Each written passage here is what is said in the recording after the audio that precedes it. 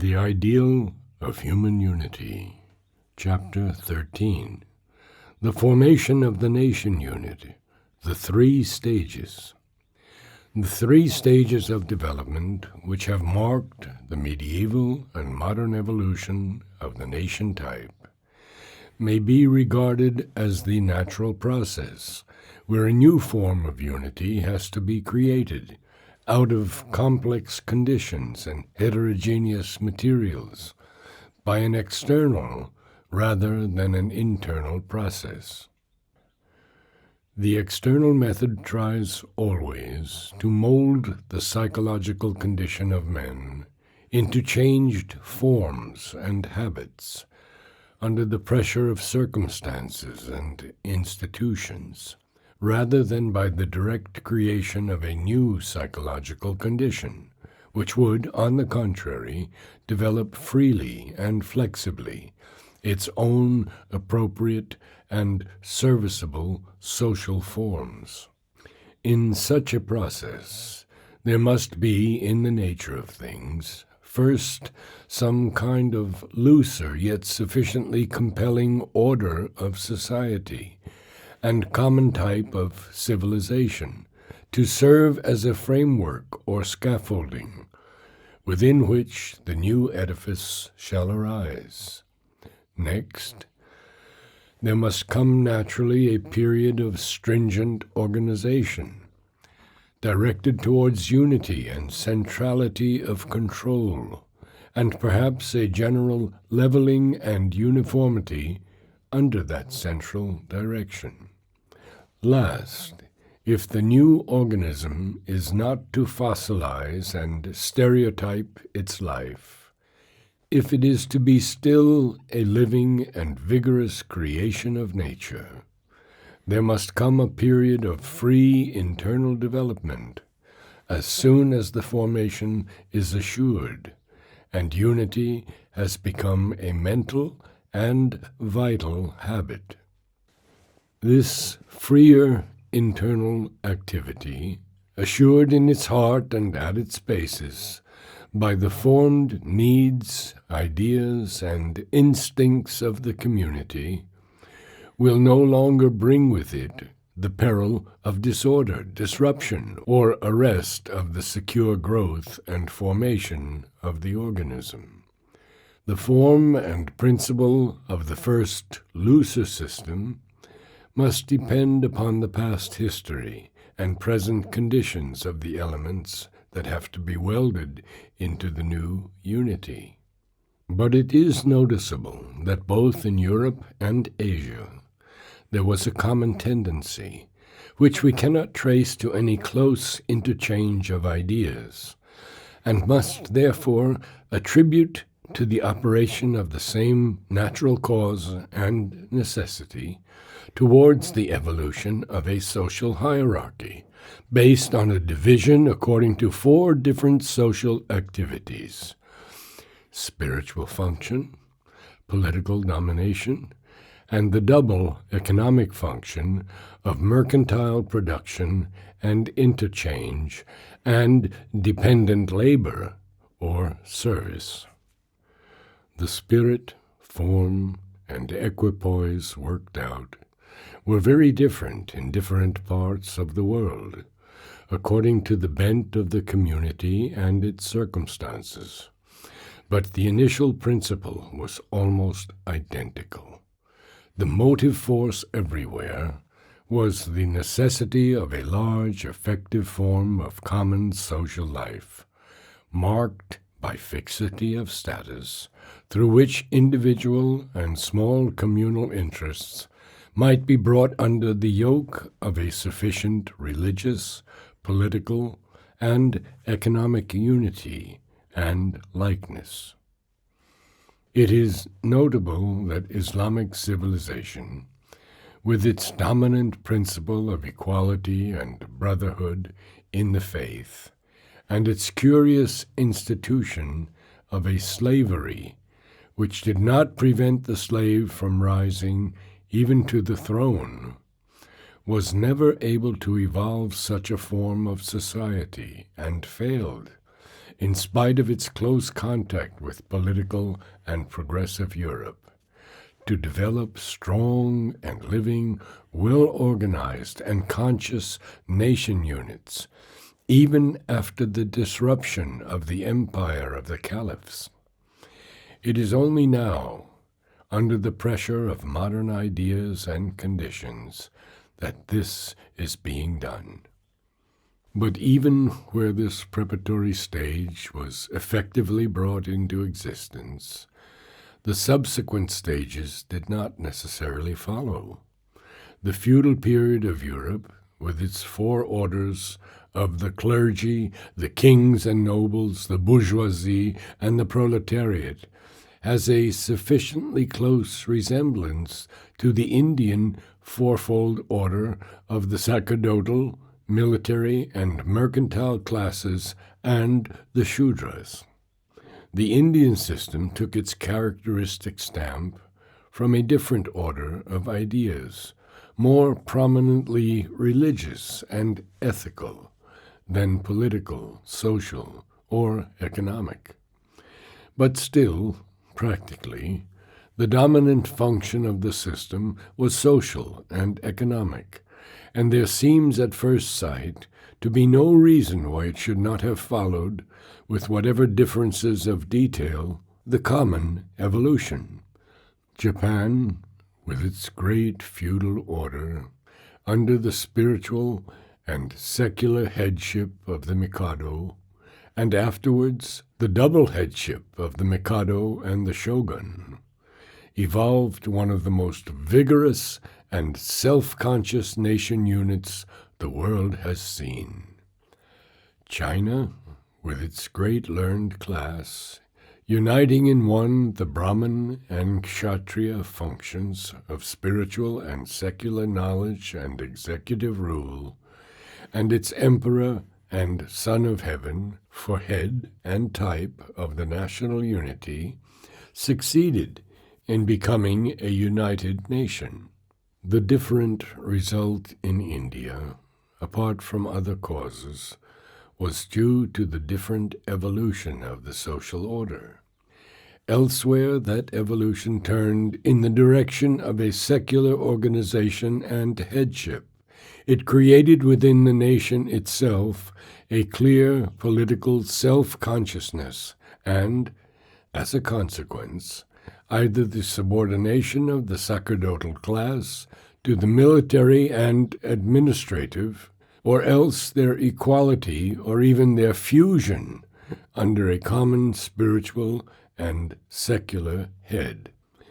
In medieval India, on the contrary, it turned towards the social dominance of the sacerdotal class and the substitution of a common spiritual for a common political consciousness as the basis of the national feeling.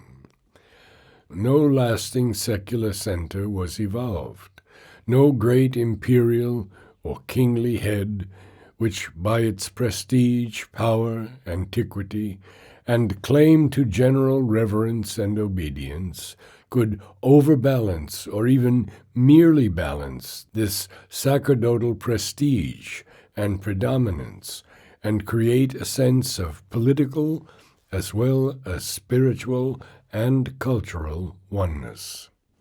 The struggle between the Church and the monarchical state is one of the most important and vital features of the history of Europe. Had that conflict ended in an opposite result, the whole future of humanity would have been in jeopardy. As it was, the Church was obliged to renounce its claim to independence and dominance over the temporal power. Even in the nations which remained Catholic, a real independence and dominance of the temporal authority was successfully vindicated. For the King of France exercised a control over the Gallican Church and clergy, which rendered all effective interference of the Pope In French affairs, impossible. In Spain, in spite of the close alliance between Pope and King, and the theoretical admission of the former's complete spiritual authority, it was really the temporal head who decided the ecclesiastical policy and commanded the terrors of the Inquisition. In Italy, the immediate presence of the spiritual head of Catholicism in Rome was a great moral obstacle to the development of a politically united nation. The passionate determination of the liberated Italian people to establish its king in Rome was really a symbol of the law that a self-conscious and politically organized nation can have only one supreme and central authority admitted in its midst, and that must be the secular power.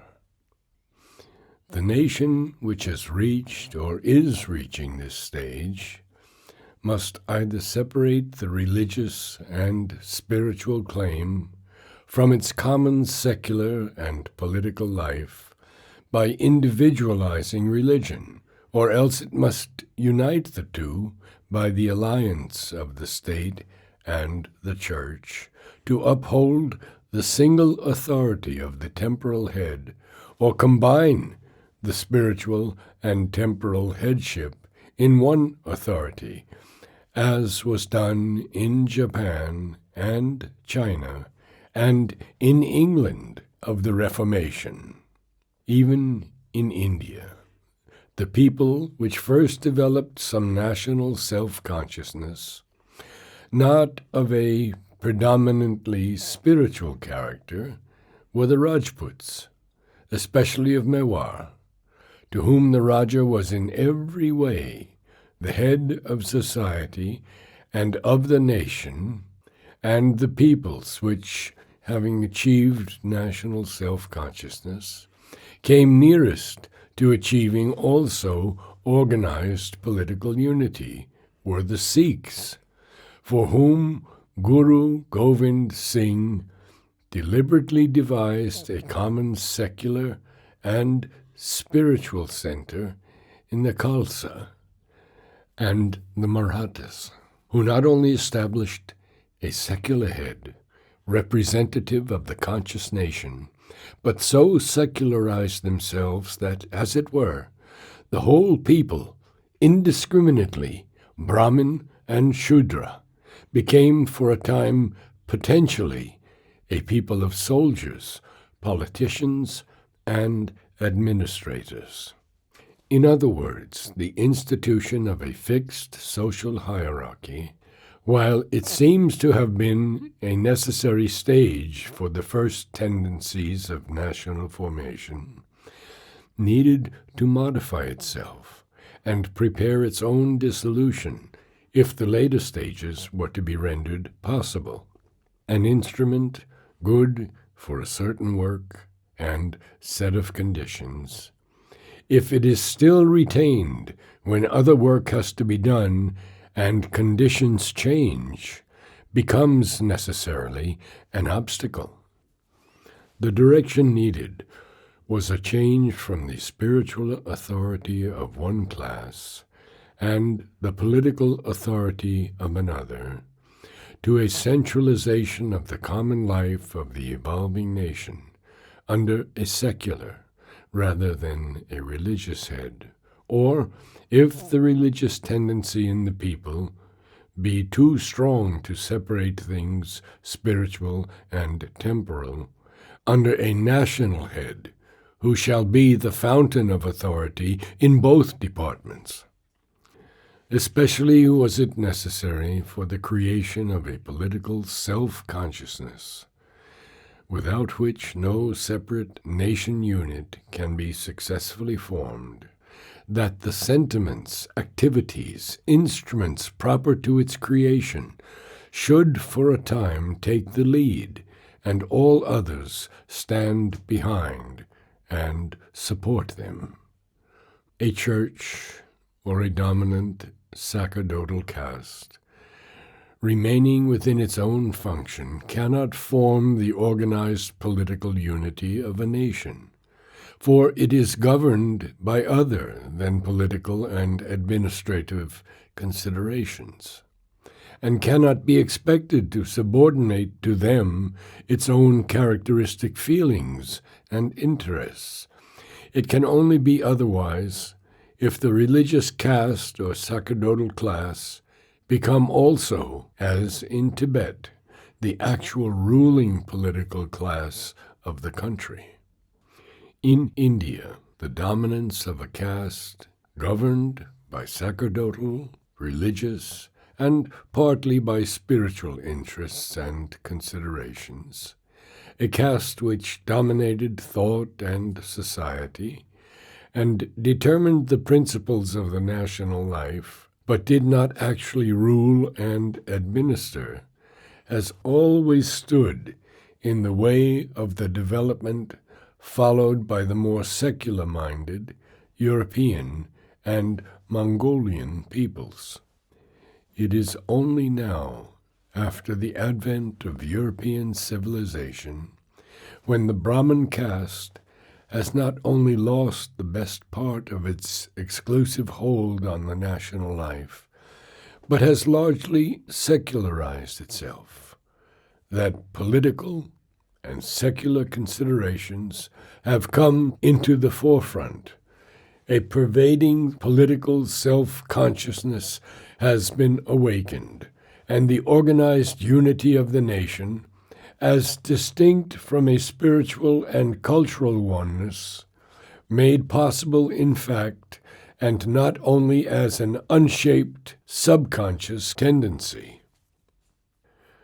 The second stage of the development of the nation unit has been, then, the modification of the social structure, so as to make room for a powerful and visible center of political and administrative unity.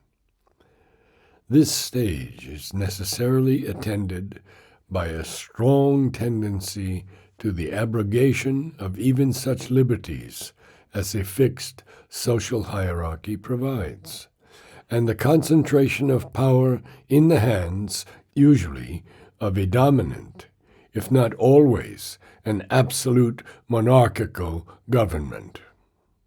By modern democratic ideas, kingship is only tolerated either as an inoperative figurehead, or a servant of the state life, or a convenient center of the executive administration.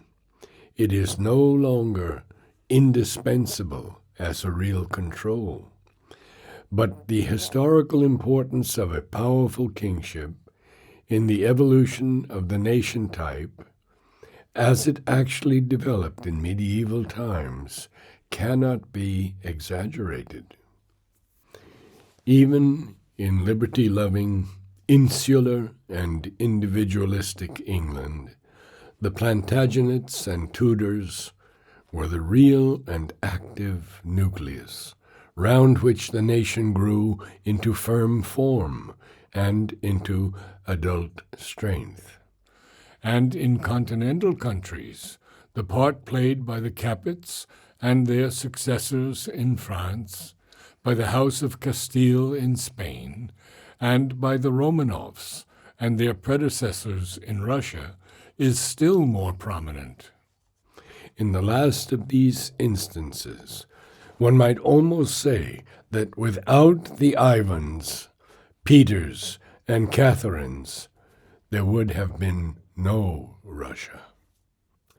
And even in modern times, the almost medieval role played by the Hohenzollerns in the unification and growth of Germany was watched with an uneasy astonishment by the democratic peoples, to whom such a phenomenon was no longer intelligible and seemed hardly to be serious. But we may note also the same phenomenon in the first period of formation of the new nations of the Balkans.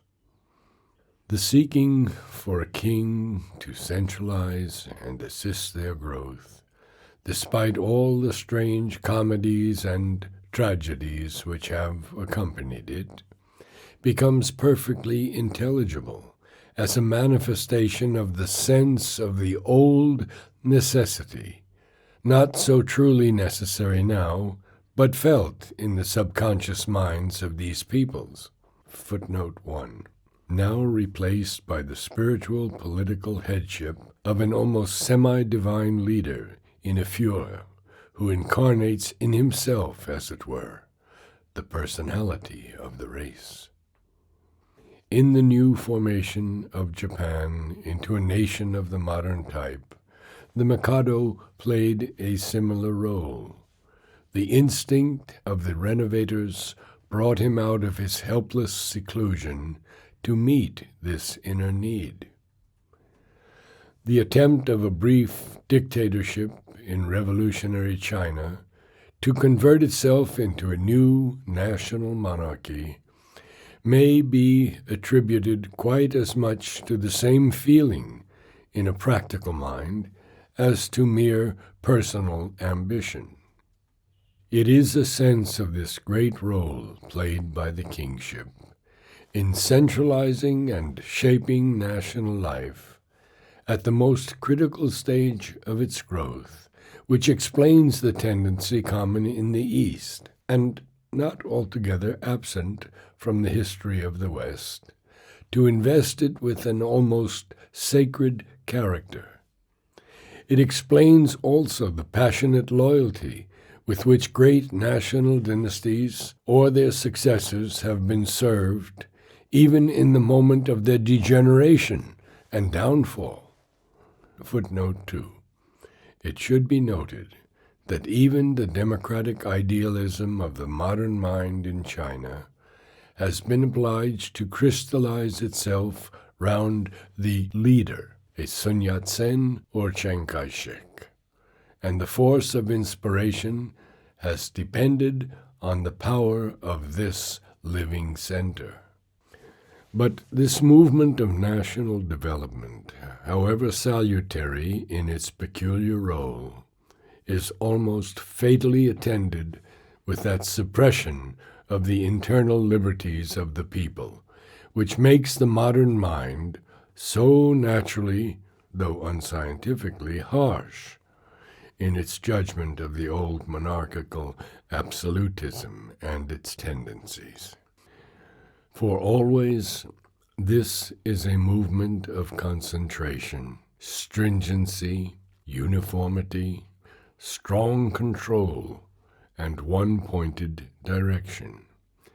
To universalize one law, one rule, one central authority is the need it has to meet, and therefore its spirit must be to enforce and centralize authority, to narrow or quite suppress liberty and free variation. In England, the period of the new monarchy from Edward IV to Elizabeth. In France, the great Bourbon period from Henry IV to Louis XIV. In Spain, the epoch which extends from Ferdinand to Philip II.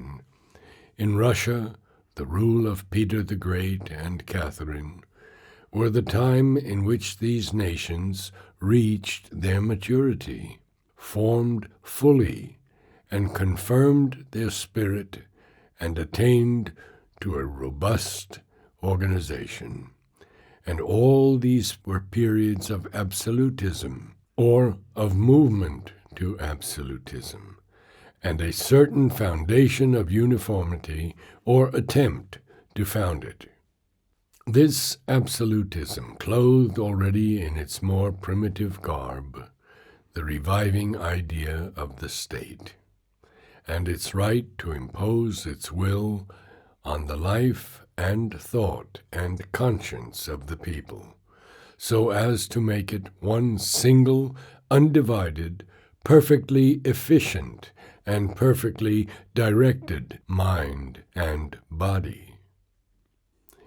It is from this point of view that we shall most intelligently understand the attempt of the Tudors and the Stuarts to impose both monarchical authority and religious uniformity on the people, and seize the real sense of the religious wars in France, the Catholic monarchical rule in Spain, with its atrocious method of the Inquisition, and the oppressive will of the absolute czars in Russia to impose also an absolute national church.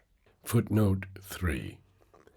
Now illustrated with an astonishing completeness in Russia, Germany, and Italy, the totalitarian idea. The effort failed in England because after Elizabeth it no longer answered to any genuine need, for the nation was already well formed, strong, and secure against disruption from without. Elsewhere it succeeded both in Protestant and Catholic countries, or in the rare cases, as in Poland, where this movement could not take place or failed, the result was disastrous. Certainly, it was everywhere an outrage on the human soul, but it was not merely due to any natural wickedness of the rulers. It was an inevitable stage in the formation of the nation unit by political and mechanical means. If it left England the sole country in Europe where liberty could progress by natural gradations, that was due, no doubt, largely to the strong qualities of the people, but still more to its fortunate history and insular circumstances. The monarchical state in this evolution crushed or subordinated the religious liberties of men, and made a subservient or conciliated ecclesiastical order the priest of its divine right, religion the handmaid of a secular throne.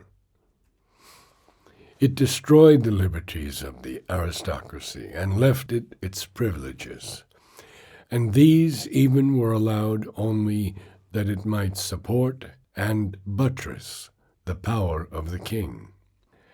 After using the bourgeoisie against the nobles, it destroyed where it could its real and living civic liberties, and permitted only some outward forms and its parts of special right and privilege. As for the people, they had no liberties to be destroyed. Thus the monarchical state concentrated in its own activities the whole national life. The Church served it with its moral influence, the nobles with their military traditions and ability, the bourgeoisie with the talent or chicane of its lawyers, and the literary genius or administrative power of its scholars, thinkers, and men of inborn business capacity. The people gave taxes and served with their blood the personal and national ambitions of the monarchy. But all this powerful structure and closely knit order of things was doomed by its very triumph, and predestined to come down either with a crash or by a more or less unwilling gradual abdication before new necessities and agencies. It was tolerated and supported so long as the nation felt consciously or subconsciously its need and justification. Once that was fulfilled and ceased, there came inevitably the old questioning, which, now grown fully self-conscious, could no longer be suppressed or permanently resisted.